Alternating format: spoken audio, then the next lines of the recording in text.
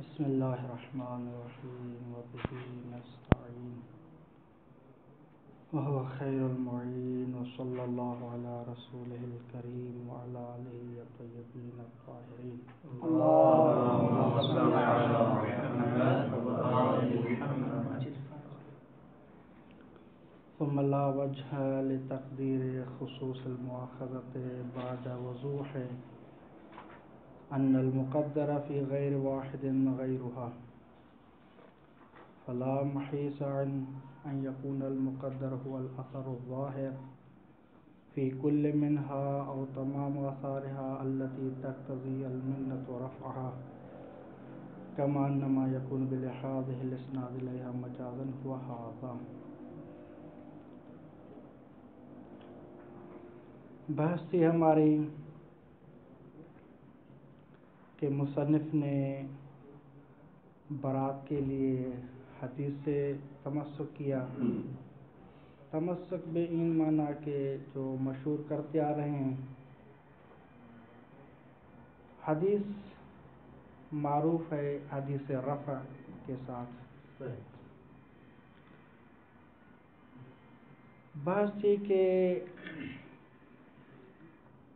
رفع کا تعلق اور اسناد ہے نسیان کی طرف اور ما لا یعلمون کی طرف، خطا کی طرف، ما اکرہ علیہ یا مستور کی طرف. تو ما اکرہ علیہ اس ما سے مراد فعل ہے. ما اضطروا الیہ یہاں بھی مراد فعل ہے. مصنف نے کہا کہ فقط ما لا یعلمون میں ما سے مراد حکم الزامی ہے، باقی جمیع فقرات میں فعل ہے.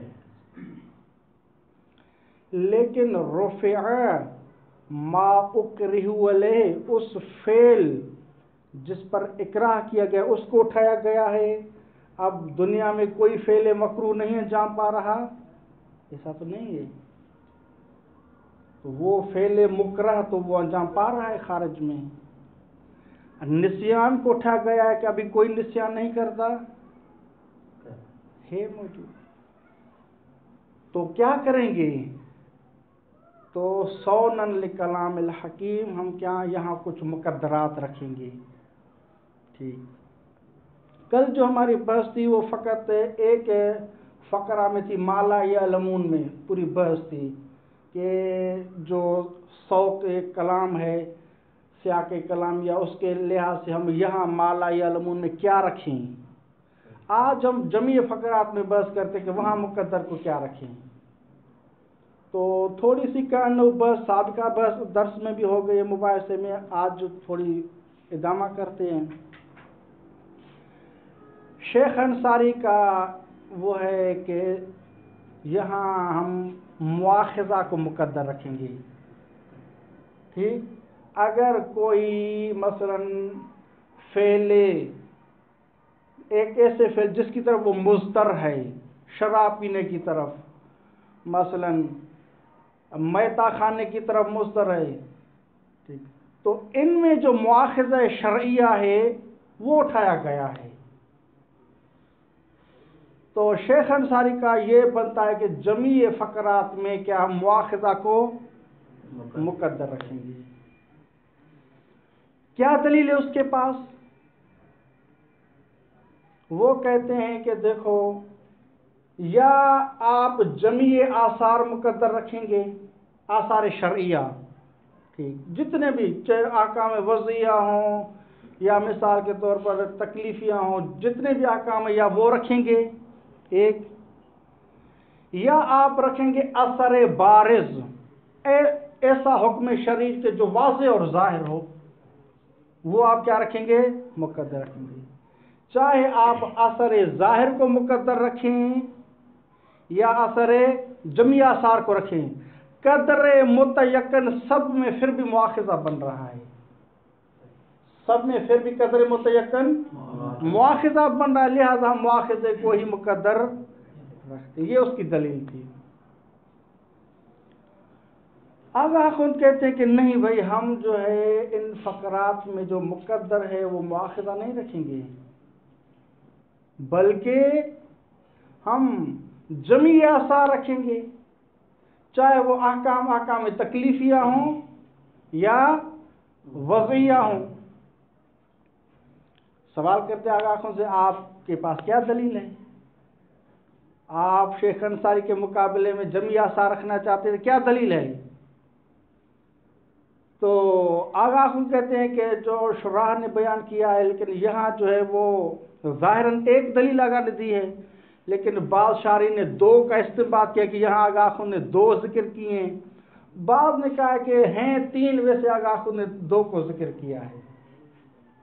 بہرحال ہم فقط دو پر اکتفا کرتے ہیں، ایک کو چھوڑتے ہیں۔ آغا خود کہتے ہیں کہ بھائی رفع عن امتی، یہ جو حدیث ہے یہ امتنان کے مورد میں ہے، احسان کے مورد میں ہے۔ جب شارع تبارک و تعالی ہم پر احسان کرنا چاہتا ہے اور آگے سے فقط ایک چیز کو اٹھائے، اس میں اتنا امتنان احسان نہیں ہے۔ اگر جمعی آثار، جمعی احکام شرعیہ کو اٹھائے تو اس میں زیادہ امتنان ہے۔ تو جو امتنان کے مناسب ہے وہ جمعی آثار کو اٹھانا مناسب بن رہا ہے، یعنی ایک چیز کو فقط اٹھانا وہ امتنان کے ساتھ مناسب نہیں۔ دوسری دلیل وہ ایک روایت ہے کہ امام سے سوال کیا گیا کہ ایک شخص ہے، اس کو مکرہ کیا گیا ہے، مجبور کیا گیا ہے کہ وہ قسم اٹھائے، ٹھیک، کہ فلاں صورت میں میرے جمعی اموال صدقہ ہو جائیں گے، جمعی خدام جو نوکر ہیں، غلام عبید ہے، وہ میرے کیا ہو جائیں گے، آزاد ہو جائیں گے، اور میری جمعی بیویاں جتنی بھی ہیں ان کو میں نے طلاق دے دیا، آپ قسم اٹھاؤ۔ کوئی اس کو مجبور کر رہا ہے، تو اس نے کیا کیا ہے کہ اس مجبوری اور اکراہ کی صورت میں قسم اٹھا لیا۔ تو اب مولا کیا ہے، اس پر واقعاً واجب ہو جاتا ہے کیونکہ اس نے قسم اٹھائی تھی۔ اب وہ اعتاق بھی کرے، جمعی جتنے عبید ہیں ان کو آزاد کر لے، بیویوں کو طلاق دے دے، جمعی اموال کو صدقہ کر لے۔ تو مولا نے کہا ہے کہ رسالت مآب سے یہ مروی ہے کہ ان میں سے ایک فقرہ یہ ہے کہ انسان جس چیز پر مکرہ ہے وہ اس سے اٹھا لیا گیا ہے، لہذا اب اس پر اعتاق واجب نہیں ہے، طلاق دینا واجب نہیں ہے، صدقہ دینا واجب نہیں ہے۔ اب طلاق دینا یہ مواخذہ نہیں ہے، ٹھیک، اعتاق کرنا یہ مواخذہ نہیں ہے، صدقہ دینا یہ مواخذہ نہیں ہے۔ آگاہ خود کہہ رہے کہ دیکھو اس روایت کے مطابق کیا ہے، یہ مواخذے کے علاوہ چیزیں اٹھ رہی ہیں، اور چیزیں جو واجب ہیں وہ اٹھ رہی ہیں، تو لہذا یہ روایت تعمیم کے لیے ہے، ہم مواخذہ کو فقط مقدر نہیں رکھیں گے۔ دو دلیلیں، ایک امتنان اور ایک یہ خبر ہے۔ اس کو پڑھ لیتے ہیں، بعد میں پھر ایک کیلو کال ہے اس کو پڑھتے ہیں۔ ثم لا وجہ لتقدیر خصوص المواخذت، اس کے بعد کوئی وجہ نہیں ہے، یعنی کوئی دلیل نہیں ہے لتقدیر خصوص المواخذت، کہ ہم مقدر رکھیں خاص فقط مواخذہ کو، بعد وضوح، اس چیز کے بعد کہ واضح ہے، ان المقدر فی غیر واحد، کہ جو چیز مقدر ہے فی غیر واحد یعنی جمعی فقرات میں، غیر واحد یعنی جمعی فقرات میں، واضح سی بات ہے کہ ان المقدر، آپ غیر واحد کا یہ کہ فی جمعی الفقرات،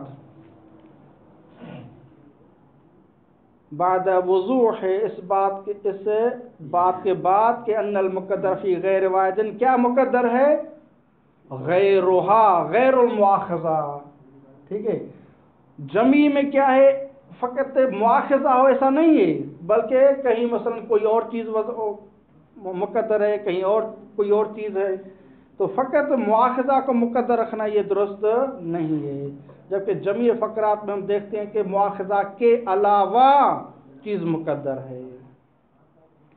بس مواخذہ کے علاوہ چیز مقدر ہے وہ کیا ہے؟ آگاہ کن بتائیں آپ.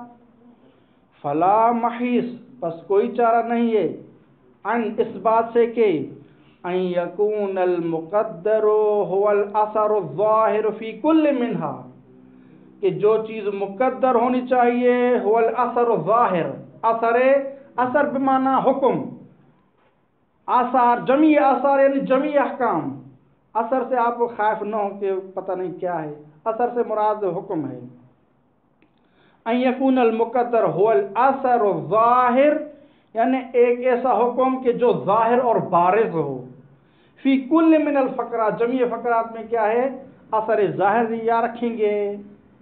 او یا جو مقدر چیز ہوگی وہ تمام آثار ہے، تمام آثار یعنی تمام آثار فقرات جو ہیں وہ رکھیں گے. آثار یعنی وہی احکام، تمام آثار التی، وہ جمعی احکام کے جو تقتضی المنت و رفعها، جن احکام کے بارے میں منت تقاضا کر رہی ہے، احسان تقاضا کر رہا ہے کہ ان جمعی احکام کو اٹھایا جائے. اب ان کے اٹھانے کی تقاضا کون کر رہا ہے؟ وہ منت اور احسان ہے. ٹھیک.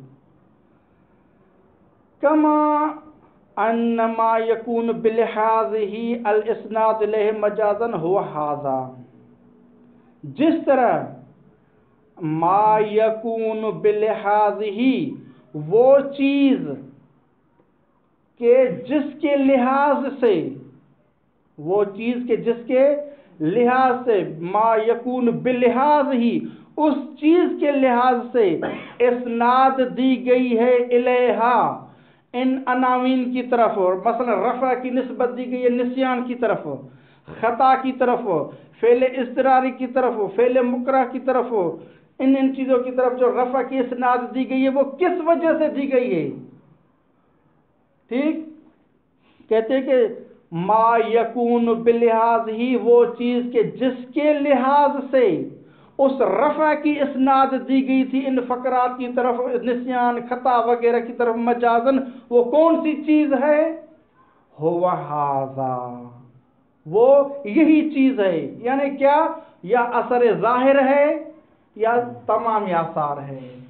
پس پہلی ماں سے بھی آپ مراد یا اثر ظاہر رکھیں گے. یہ جو ہم نے کہا تھا نا کما ان ما یکون، ما سے مراد وہی اثر ظاہر ہے جو ہم نے کہا تھا کہ فلا محیص ان یکون المقدر هو الاثر الظاہر، یہ اثر ظاہر یہ ما سے مراد ہے یا تمام آثار اس ما سے مراد ہے. اس اثر ظاہر کے لحاظ سے، تمام آثار کے لحاظ سے جو وہ نسبت دی گئی تھی انہی کی وجہ سے دی گئی تھی. یعنی کیونکہ اس نسیان کو نہیں اٹھایا جا رہا تو کس کو اٹھایا جا رہا ہے؟ ٹھیک، ان آثار کو. کما لا یکفا، یہ بات آپ کے لیے مخفی نہیں ہے. پس فالخبر دل علی رفع کل اثر تکلیفی و وضعی کان فی رفعہ منت علی الامت. بس یہ جو خبر ہے رفع نعمتی، یہ دلالت کر رہی ہے علی رفع کل اثر تکلیفی و وضعی، جتنے آثار چاہے آثار تکلیفیہ ہوں یعنی احکام تکلیفیہ ہوں جو 5 ہیں، یا وضعی ہوں مثلا شرط ہے، صحت ہے، بطلان وغیرہ جتنے بھی ہیں وہ اٹھائے گئے ہیں. لیکن چاہے اثر تکلیفی ہو، وضعی ہو، کان فی رفعہ منت علی الامت، جس کے رفع پر امت پر کیا ہو؟ احسان ہو. کما استشہد الامام علیہ السلام، جس طرح کہ امام علیہ السلام نے استشہاد کیا تھا بے مثل ھذا الخبر، اس قسم کی خبر کے ذریعے سے فی رفع ما استقر علیہ من الطلاق والصدقہ والعتاق. وہ پوری خبر آپ مراجعہ کریں گے تو امام نے اس فقرے سے کیا ہے کہ کیونکہ رسالت ماب نے فرمایا تھا کہ ما اکرہ علیہ یا ما استکرہ علیہ وہ اٹھایا گیا ہے، تو یہاں اس نے جو حلف کی مثلا کھائی تھی، قسم کھائی تھی، یہ اس پر لاگو نہیں ہوگی. لہذا یہاں آگاہ کن نے یہ ثابت کر دیا کہ ایک امتنان کے ساتھ موافق ہے کہ جمعی آثار رکھیں، اور ایک یہ روایت بھی جمعی آثار کو رکھنے کے لیے دلیل ہے. اب ثم لا يذهب عليك أن المرفوع في مذكور إليه وغيرها بمأخذ بعنوان ثاني إنما هو الآثار المترتبة عليه بعنوانه الأولی. سوال، آپ نے دعویٰ کیا ہے کہ جميع آثار کو اٹھائے گئے ہیں، تو ہمارے پاس آثار یعنی احکام، احکام کے دو قسم ہیں، احکام اولیہ بعنوان اولی آتے ہیں اور احکامات بعنوان ثانوی آتے ہیں. تو کأنہ ایک شائبہ ہو رہا ہے کہ آپ نے جو کہا کہ جميع احکام اٹھائے گئے ہیں، جميع آثار اٹھائے گئے ہیں، تو چاہے احکام بعنوان اولیہ کے ساتھ آتے ہیں یا احکام بعنوان ثانوی آتے ہیں، سب احکام اٹھائے گئے ہیں. تو ثم لا یذهب علیک سے کأنہ یہ اسے کو جواب دے رہے کہ ایسا نہیں کہ جميع آثار سے مراد ہو چاہے حکم اولی عنوان اولی کے ساتھ آتا ہو یا حکم جو عنوان ثانوی کے ساتھ جميع اٹھائے گئے. نہیں، وہ احکام فقط جو عنوان اولی کے ساتھ آتے ہیں وہ اٹھائے گئے ہیں، باقی وہ احکام کے جو عنوان ثانویہ کے ساتھ آتے ہیں وہ نہیں اٹھائے گئے. مثال کے طور پر شارح مقدس کہہ رہے ہیں کہ مثلا اگر آپ کو سہو ہو گیا ہے، مثلا نسیانن کوئی فعل زیادہ کر دیا ہے صلاۃ میں، نسیان ہو گیا ہے، خطا ہو گئی، نسیان ہو گیا ہے، تو آپ کے لیے سجدہ سہو واجب ہے. تو اب وجوب سہو، سجدہ سہو، یہ وجوب، یہ حکم ہے، یہ کس چیز پر آ رہا ہے کہ جب انسان سہون نسیانن خطاً کو اضافہ کر دے، کمی کر دے، تو اب جو انسان کو خود نسیان ہو رہا ہے یہ خود سبب بن رہا ہے کہ شارع مقدس نے اس کے لیے سجدہ سہو کو واجب قرار دیا ہے. اب کوئی کہے کہ نہیں، چونکہ شارع نے یہ روایت پیش کی ہے، شارع نے کہا کہ رفع عن امتی النسیان، نسیان کے جتنے بھی احکام ہیں وہ اٹھائے گئے ہیں، اب میں نے مجھ سے کہ زیادتی ہو گئی ہے یا کمی ہو گئی ہے تو مجھ پر کچھ واجب نہیں، یہ حدیث میرے لیے دلیل ہے. تو آگے خود کہہ رہے کہ ایسا نہیں ہے کہ جميع احکام سے مراد جو حکم عنوان ثانوی کے طور پر آتا ہے، اب یہ جو وجوب سجدہ سہو ہے یہ عنوان ثانوی کے طور پر آتا ہے کہ جب آپ اضافہ کر لیں نسیانن، چونکہ اضافہ کرنا عمدن تو بطلان ہے، اضافہ نسیانن ہو یا کمی نسیانن ہو تو پھر یہ موضوع ہے کہ آپ کے لیے سجدہ سہو ہوگا. تو یہ سبب بن رہا ہے نسیان سجدہ سہو کا.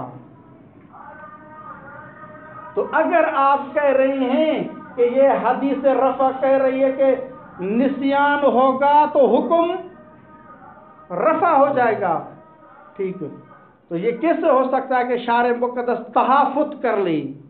تحافظ کا مطلب یہ کہ تناقض کر لی، یعنی ایک مرتبہ کہہ رہا ہے کہ نسیان کی صورت میں سجدہ سہو ہوگا، آپ پر واجب ہے، اور ایک مرتبہ کہہ کہ نہیں، نسیان کی صورت میں میں نے آپ کو معاف کر دیا، کچھ بھی نہیں ہے.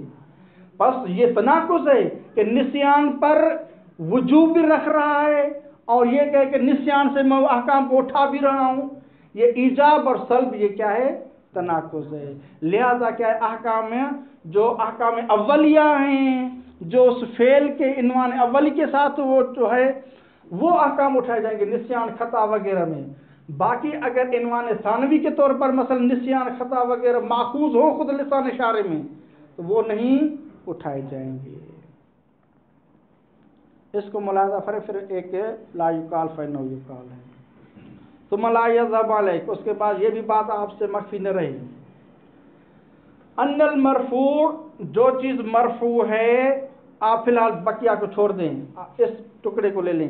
انما هو ان المرفوع، ڈائریکٹ آپ یوں پڑھیں، ان المرفوع انما هو الاثار المترتبۃ علیہ بعنوانہ الاولی، جو چیز اٹھائی گئی ہے فقط وہ آثار ہیں، وہ احکام ہیں، المترتبۃ علیہ، جو مترتب ہو رہے ہیں، علیہ یعنی فی ما اضطروا الیہ یا فی ما اکرہوا علیہ وغیرہ، جو ما موصولہ ان فقرات میں، ٹھیک ہے، وہ احکام جو کہ مترتب ہو رہے ہیں ان افعال میں، جو افعال 9 وغیرہ اس میں بتائے گئے ہیں، मौकरी वाले, मसला निस्यान है, खता है, फलां है।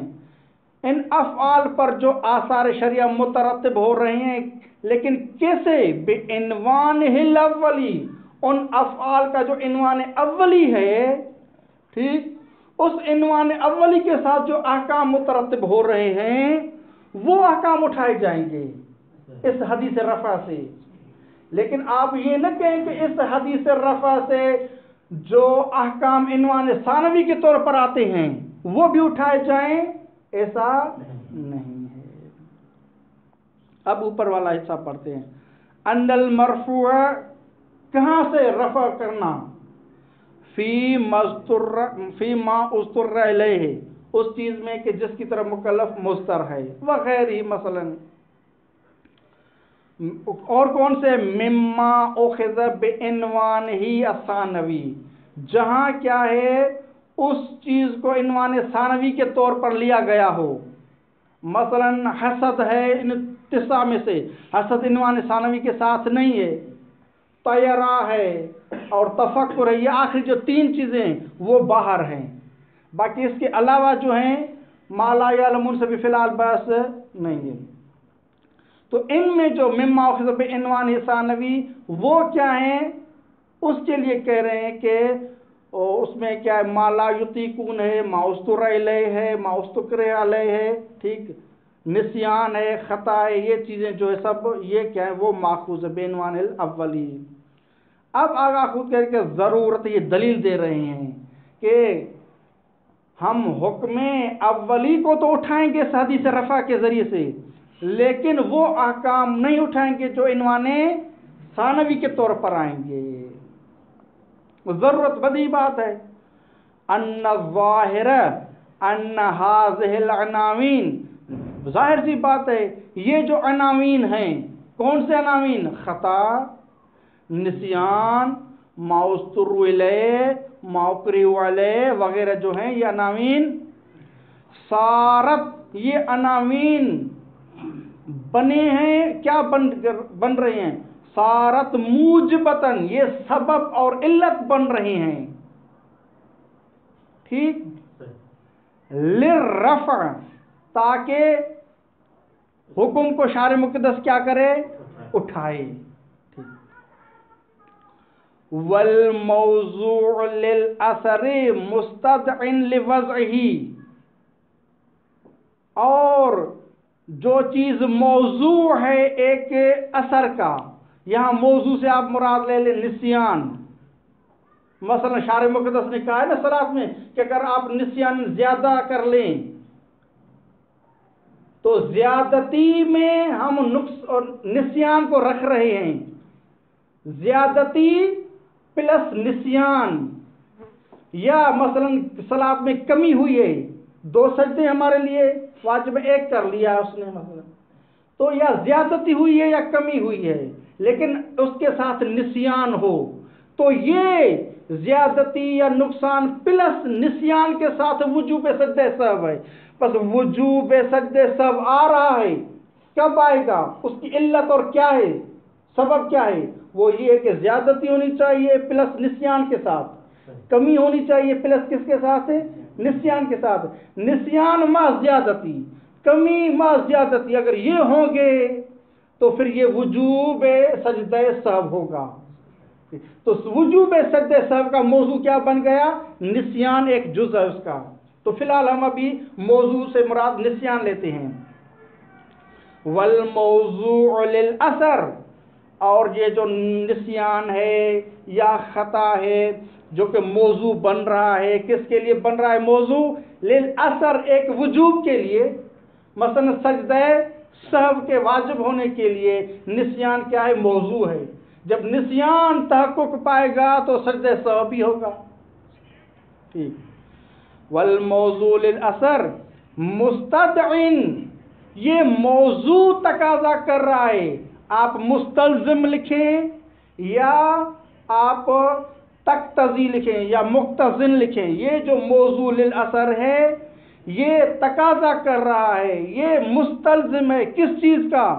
लिवज़इही, कि वो वुजूब सजदे सहव वज़ा हो, यानी बार हो, उस पर लागू होना चाहिए کیونکہ نسیان تحقق پایا ہے. جب موضوع نسیان تھا اب نسیان متحقق ہو گیا ہے تو یہ موضوع متحقق ہو گیا ہے. اب موضوع کا متحقق ہونا یہ مستدعی ہے، تقاضا کر رہا ہے، مستلزم ہے لوضعہ کہ وہ وجوب سجدہ سہو بار ہو. ٹھیک. اب ایک اگر موضوع ہے نسیان، وہ تقاضا کر رہا ہے کہ وجوب سجدہ سہو ہونا چاہیے.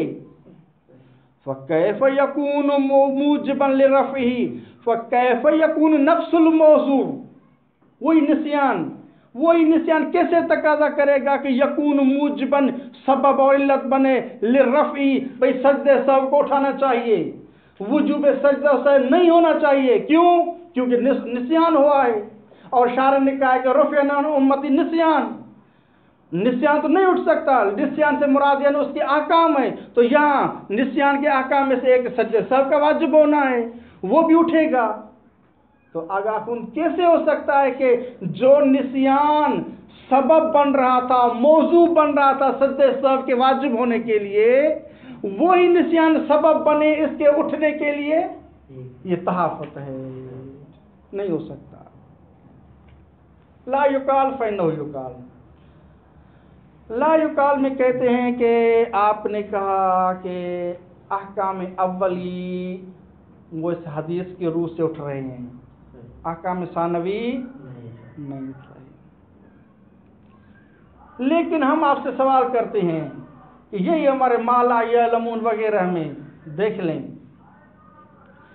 ایجاب الاحتیاط وہ تو شارع نے منت کر کے وہ ایجاب الاحتیاط کو اٹھا لیا ہے، لیکن اگر رکھنا چاہتا تو رکھ سکتا تھا. تو وہ ایجاب الاحتیاط کیوں رکھتا؟ وہ اس وجہ سے کہ چونکہ ہمیں حکم شرعی کے بارے میں شک اور تردد تھا. کیا تھا؟ ما لا یعلمون، جاہل تھے، پتہ نہیں تھا. تو ما لا یعلمون میں شارع چاہتا تو وجوب احتیاط رکھتا، لیکن وہ وجوب احتیاط کس کے لیے رکھتا؟ کیونکہ اس فعل کے بارے میں ہمیں شک تھا، تردد تھا، عدم العلم تھا. اب آپ سے سوال ہے کہ ایک فعل کے بارے میں جب شک ہو تو یہ شک عناوین اولیہ میں سے ہے یا عناوین ثانویہ میں سے ہے؟ ثانویہ میں سے. چونکہ ہم نے ابتدا میں جب پڑھا تھا مثلا نے یا احکام ظاہریہ اور واقعہ کے بارے میں، واقعی وہ ہوتا ہے کہ اس فعل کے ذات کا حکم ہونا چاہیے، اور حکم ظاہری مثلا وہ ہے کہ جب اس کے بارے میں شک ہو، تردد ہو، تو وہ فعل مع تردد والجہل والشک تو اس کا جب آئے گا حکم وہ حکم ظاہری ہوگا. یہ ایک عنوان ثانوی کے طور پر آ رہا ہے کہ یعنی وہ فعل جب اس کا حکم واقعی معلوم نہ ہو تو پھر وہ نہ. تو یہاں بھی یہی صورتحال ہے فیما لا یعلمون. جب انسان کو حکم واقعی کا پتہ نہ ہو تو ہمارے پاس ایک فعل ہے اور اس کا حکم واقعی معلوم نہیں ہے، تو فعل ما دوسرا عنوان رکھ رہے ہیں مال جہل، مال نسیان، ما شک یا تردد. تو اگر فعل اس دوسرے عنوان کے ساتھ جو کہ شک ہے تو اس پر شارع مقدس چاہتا تو ایجاب الاحتیاط رکھتا. تو ایجاب الاحتیاط کس وجہ سے آتا؟ آیا اس فعل کا ذاتی تقاضا تھا؟ نہیں، اس فعل کے بارے میں شک تھا، علم نہیں تھا. تو وہ عدم العلم سبب بن رہا تھا کہ شارع مقدس یہاں ایجاب الاحتیاط کرتا. اب یہاں ایجاب الاحتیاط جو ہوا ہے وہ عنوان ثانوی کے طور پر ہوا ہے. تو ایھا الاخون، آپ نے کیسے کہا کہ یہ جو حدیث رفع ہے ان احکام اولیہ جو ہے احکام جو کہ عنوان اولی کے طور پر آتے ہیں ان کو اٹھا رہی ہے یہ حدیث؟ تو جب کہ آپ کو ہم نے بتا دیا کہ یہ کیا ہے، یہ ایجاب الاحتیاط یا ایجاب تحفظ ہے، یہ عنوان ثانوی کے طور پر آ رہے ہیں، یعنی ان احکام کو اٹھا رہے ہیں کہ جو عنوان ثانوی کے طور پر ہے. مثلا ایجاب الاحتیاط کو اٹھانا، یہ وجوب احتیاط یہ حکم اولی کے طور پر ہے یا حکم ثانوی کے طور پر ہے؟ حکم ثانوی کے طور پر ہے. تو ان فقرات میں آپ خود قائل ہیں کہ یہ عنوان ثانوی کے طور پر رہے ہیں، تو پھر آپ ادھر دعویٰ کریں کہ نہیں یہ حدیث فقط ان احکام کو اٹھائے گی کہ جو عنوان اولیہ ہیں. تو آپ کی بات درست نہیں ہوئی. یہ لا یقال پڑھنے بعد میں فإنه یقال اس کو جواب دیتے ہیں. لا یقال یہ نہ کہا جائے کیف یہ کیسے ہو سکتا ہے، یعنی کیف یعنی آپ کی اوپر والی بات کیسے درست ہو سکتی ہے کہ حدیث رفع فقط ان احکام کو اٹھائے گی کہ جو عنوان اولیہ کے ساتھ آتے ہیں.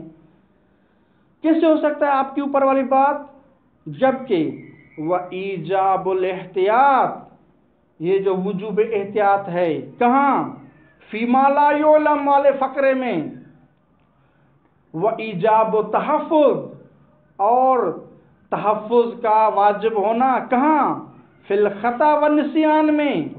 شارع کہہ سکتا تھا کہ آپ کے لیے تحفظ اور تذکر یادگیری کرنا حفاظت کرنا واجب ہے تاکہ آپ نسیان کے کیا شکار نہ ہوں، کر سکتا تھا، لیکن شارع مقدس نے کیا ہے وہ وجوب تحفظ کو اٹھا لیا ہے منتن علی الامت. وَإِيجَابُ التَّحَفُّظِ فِي الْخَطَأِ وَالنِّسْيَانِ پس وَإِيجَابُ الْإِحْتِياطِ اور ایجاب التحفظ یکون میں ہوا کی جو ضمیر ہے یہ ایجاب الاحتیاط اور ایجاب تحفظ کی طرف پلٹے گی. یہ جو ایجاب احتیاط ہے یا ایجاب تحفظ ہے یکون اثراً یہ ایجاب احتیاط اثر ہے یعنی حکم شرعی ہے. کس کے لیے، لہذہ العناوین ان عناوین کے لیے، ما لا یعلم کے لیے، خطا کے لیے، نسیان کے لیے. پس ایجاب تحفظ آ رہا ہے کس کے لیے، خطا کے لیے مثلا، نسیان کے لیے، ما لا یعلم کے لیے. لہذا العناوین بعینہا بذات خود ان عناوین کے لیے آ رہا ہے یہ ایجاب تحفظ اور ایجاب احتیاط. وباقتضاء نفسہا اور خود انہی عناوین کے اقتضاء کی وجہ سے یہ ایجاب تحفظ اور ایجاب احتیاط آ رہے ہیں. اب ایھا الاخوند آپ سے پوچھتے ہیں کہ یہ جو نسیان ہے، یہ خطا ہے، یہ عناوین اولیہ میں سے ہیں یا عناوین ثانویہ میں سے ہیں؟ تو آپ خود گویا ہوں گے کہ یہ عناوین ثانویہ میں سے ہیں. تو عناوین ثانویہ پر ایک ایجاب تحفظ آ رہا ہے، ایجاب احتیاط آ رہا ہے، تو عنوان ثانوی پر یہ آ رہا ہے کہ آپ نے خود کہا کہ یہ حدیث اس وجوب احتیاط کو اٹھا رہی ہے. تو کس وجوب کو اٹھایا، جو کہ عنوان ثانوی پہ آ رہا ہے. تو آپ کا پہلے دعویٰ تھا کہ یعنی یہ فقط ان احکام کو اٹھائے گی کہ جو عناوین اولیہ پر آتے ہیں. تو یہاں تو آپ کی بات غلط ثابت ہو رہی ہے. فإنه یقال آگاہ کن جواب دے رہے ہیں کہ نہیں ایسی بات نہیں ہے، بل انما یکون باقتضاء الواقع فی موردہا. آگاہ کن کہہ رہے ہیں کہ دیکھو ہم کہہ رہے ہیں کہ شارع مقدس نے جو وجوب احتیاط ہے وہ وجوب احتیاط اگر دینا تھا تو کس وجہ سے دینا تھا؟ آیا اس وجہ سے چونکہ مکلف کو علم نہیں تھا، یا ایجاب تحفظ جو دینا تھا وہ کس وجہ سے دینا تھا؟ اس وجہ سے چونکہ مکلف کو نسیان ہونا ہے، خطا ہونی ہے، اس کو تقلیل کرنے کے لیے، کم کرنے کے لیے. اب میں ان پر تذکر اور تحفظ جب واجب کروں گا نا تو وہ یوں کریں گے کہ مبادا ہو سکتا ہے کہ مثلا مجھ سے زیادہ ارکانہ مثلا زیادہ افعال ہو جائے صلاۃ میں، یا تو بات کرتے ہیں انگوٹھی کو پھیر لیتے ہیں کہ سجدہ زیادہ نہ ہو جائے، یا وہ خاک شفا ہوتی ہے وہ اس طرف رکھتے ہیں یا اس طرف رکھتے ہیں تو تاکہ اس تنبہ اپنے کے لیے کرتے ہیں. تو یہ اگر شارع نے واجب نہیں قرار دیا، لیکن اگر شارع مقدس ایجاب و تحفظ کرتا تو وہ کس وجہ سے کرتا؟ تاکہ ان کو نسیان نہ ہو. یہ اپنے آپ کو کیا کریں، یہ پابند رکھ لیں کہ ان کو نسیان نہ ہو. ٹھیک، تو مستشکل نے کأنہ یہ سمجھا تھا کہ اس خطا و نسیان کی وجہ سے یہ ایجاب تحفظ تھا، اور یہ جو ما لا یعلم میں کیا ہے، شک کی وجہ سے ایجاب احتیاط تھا، وہ یہ سمجھ رہا تھا.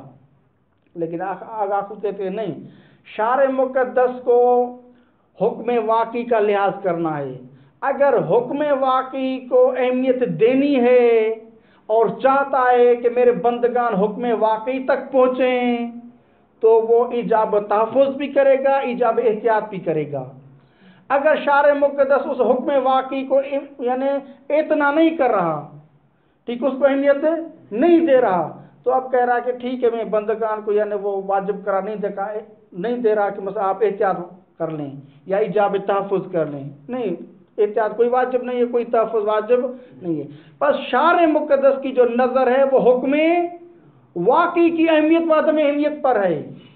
اگر اہمیت دے گا تو حکم واقعی کو اہمیت کے مد نظر رکھتے ہوئے احتیاط کو واجب کرے گا، اگر واجب نہیں کر رہا تو اس کو اہمیت نہیں دے رہا، کس کو؟ حکم واقعی کو۔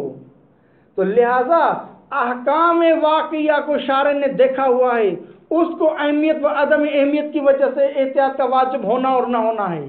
نہیں ان کے مثلا کیا ہے کہ شارع نے نسیان کو کم کرنا مراد ہے، اور چونکہ یہاں بندگان کی شک ہو رہا ہے ان کو، عدم العلم ہے، اور عدم العلم اور شک کی بنا پر میں ان کو احتیاط واجب کر رہا ہوں، تاکہ آپ یہ کہیں کہ عنوان ثانوی کے طور پر وجوب احتیاط آ رہا ہے، نہیں، بلکہ وجوب احتیاط اگر آئے گا تو کس وجہ سے آئے گا؟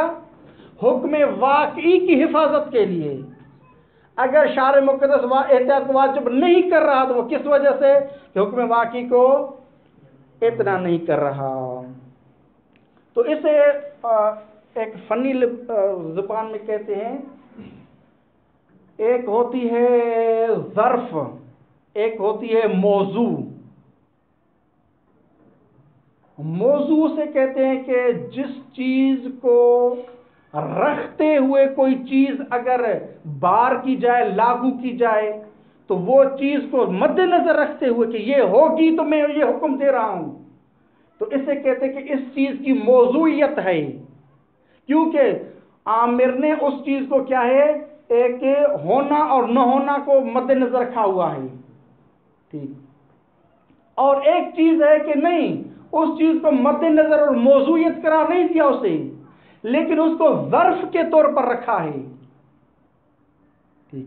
تو یہاں بھی یہ ہے کہ ما لا یعلم میں، فی صورت ما لا یعلم میں ایجاب تحفظ تھا، لیکن وہ رکھنا چاہتا تھا شارع مقدس سے، لیکن ما لا یعلم اور شک اور تردد کو موضوعیت حاصل نہیں ہے، لیکن ان کو ظرفیت حاصل ہے۔ مثلا اگر ما لا یعلم ہوگا تو میں ایجاب احتیاط کروں گا، لیکن ایجاب الاحتیاط آئے گا کس وجہ سے آئے گا؟ وہ حکم واقعی کی وجہ سے آئے گا، لیکن کس ظرف میں آئے گا؟ جب عدم العلم ہو، جب شک ہو۔ تو عدم العلم و شک یہ ظرف ہیں، یہ ان کو موضوعیت حاصل نہیں۔ ہاں اگر ان کو موضوعیت حاصل ہوتی، علت حاصل ہوتی، سبب ہوتے، تو آپ کہہ سکتے تھے ایجاب الاحتیاط کا سبب یہ ما لا یعلم ہے اور شک ہے، تو آپ کی بات درست ہے کہ ایجاب الاحتیاط بے عنوان ثانوی آیا ہوا ہے۔ لیکن اگر شارع نے ایجاب الاحتیاط کیا ہوا ہے حکم واقعی کی وجہ سے، اور شک اور ما لا یعلم کو ایک ظرف کے طور پر فقط رکھا ہے، تو یہ آپ نہیں کہیں گے کہ ایجاب الاحتیاط عنوان ثانوی کے طور پر آیا ہے، لہذا آپ کا اشکال درست نہیں ہے۔ فَإِنَّهُ يُقَالُ، آپ کا اشکال درست نہیں ہے، بل یعنی کیا کہنا چاہتے ہیں؟ آپ نے کہا تھا کہ ایجاب الاحتیاط جو ہے یہ یکون اثرا لهذه العناوین، نسیان، خطا وغیرہ ان عناوین کے لیے آئے ہوئے ہیں ایجاب الاحتیاط اور ایجاب تحفظ۔ تو ہم آپ کی بات رد کرتے ہوئے کہتے ہیں کہ نہیں، ایسی بات نہیں ہے، بلکہ ایجاب الاحتیاط جو ہے یا ایجاب تحفظ جو ہے، انما یکونو، یہ ایجاب احتیاط اور ایجاب تحفظ یہ فقط اور فقط باقتضاء الواقع، کس وجہ سے ہے ایجاب تحفظ اور ایجاب احتیاط؟ اس کا تقاضا کون کر رہا ہے؟ اگر عدم العلم تقاضا کرے تو آپ کی بات درست، لیکن عدم العلم یا نسیان یہ تقاضا نہیں کر رہے، بلکہ انما یکون، یہ جو ایجاب احتیاط اور ایجاب تحفظ ہے یہ فقط اور فقط باقتضاء الواقع، حکم واقعی کی اقتضاء کی وجہ سے، چونکہ شارع مقدس نے حکم واقعی کو اہمیت دی ہے تو اس وجہ سے ایجاب تحفظ کرے گا۔ انما یکون باقتضاء الواقع، لیکن کہاں؟ فی موردہا، یعنی فی ظرف النسیان، فی ظرف الخطا، فی ظرف ما لا یعلم، ان موارد میں ضرورت ان الاہتمام به یوجب ایجابہما لئلا یفوت علی المکلف۔ بدی بات ہے کہ ان الاہتمام به، کہ شارع مقدس کا اہتمام کرنا یا اہمیت دینا، بھی یعنی واقعے کو، حکم واقعی کو، اس کو اہتمام کرنا یعنی اس کو اہمیت دینا، یہ حکم واقعی کو اہمیت دینا یوجبو، یہ سبب بن رہا ہے، یہ علت بن رہا ہے ایجابہما، ایجاب الاحتیاط و ایجاب التحفظ۔ پس ایجاب احتیاط اور ایجاب تحفظ کے لیے جو موجب اور سبب ہے وہ کیا ہے؟ وہ واقعے کو اہتمام دینا، ایک واقعے کو اہمیت دینا ہے، ٹھیک، اللہ یفوت علی المکلف، تاکہ وہ واقع جو ہے وہ مکلف سے فوت نہ ہو۔ نہ ان کے شارع مقدس نے ان کو واجب کیا ہے اس نسیان اور خطا اور عدم العلم کی وجہ سے، پس نسیان، خطا، عدم العلم یہ موجب نہیں بن رہے ایجاب الاحتیاط اور ایجاب تحفظ کے لیے، بلکہ ایجاب تحفظ، ایجاب احتیاط کا جو موجب ہے وہ حکم واقعی ہے، وہ واقع تک پہنچنا ہے، نہ ان کے یہ جو نسیان وغیرہ ہیں۔ کما لا یخفا۔ وصلی اللہ علی رسول محمد و آل محمد۔